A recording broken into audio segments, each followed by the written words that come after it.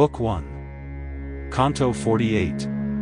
Indra and Ahulya. When mutual courtesies had passed, Visala's ruler spoke at last. These princely youths, O sage, who vie in might with children of the sky, heroic, born for happy fate, with elephants or lion's gait, bold as the tiger or the bull, with lotus eyes so large and full, armed with the quiver, sword, and bow, whose figures like the aspens show, like children of the deathless powers, come freely to these shades of ours.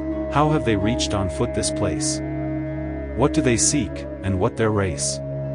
As sun and moon adorn the sky, this spot the heroes glorify. Alike in stature, port, and mien, the same fair form in each is seen. He spoke, and at the monarch's call the best of hermits told him all, how in the grove with him they dwelt, and slaughter to the demons dealt. Then wonder filled the monarch's breast, who tended well each royal guest. Thus entertained, the princely pair remained that night and rested there, and with the morn's returning ray to Mithila pursued their way. When Janak's lovely city first upon their sight, yet distant, burst, the hermits all with joyful cries hailed the fair town that met their eyes. Then Rama saw a holy wood, close, in the city's neighborhood, o'ergrown, deserted, marked by age, and thus addressed the mighty sage, O reverend Lord, I long to know what hermit dwelt here long ago. Then to the prince his holy guide, most eloquent of men, replied, O Rama, listen while I tell whose was this grove, and what befell when in the fury of his rage the high saint cursed the hermitage. This was the grove, most lovely then, of Gautam, O thou best of men, like heaven itself, most honored by the gods who dwell above the sky. Here with Ahulya at his side his fervid task the ascetic plied. Years fled in thousands.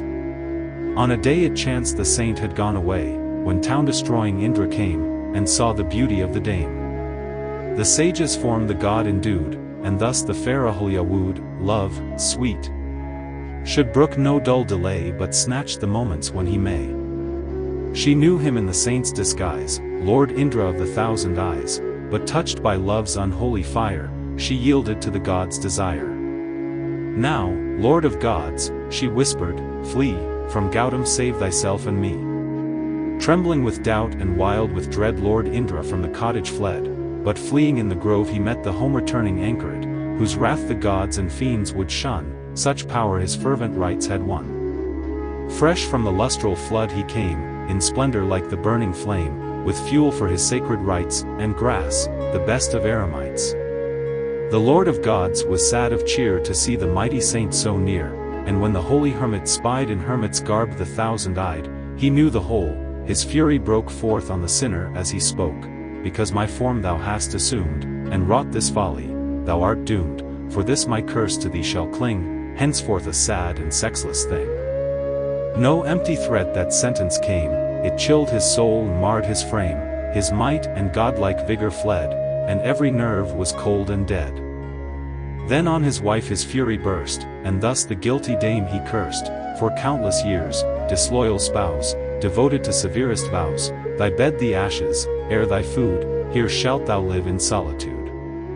This lonely grove thy home shall be, and not an eye thy form shall see. When Rama, Dasaratha's child, shall seek these shades then drear and wild, his coming shall remove thy stain, and make the sinner pure again. Due honor paid to him, thy guest, shall cleanse thy fond and erring breast, thee to my side in bliss restore, and give thy proper shape once more.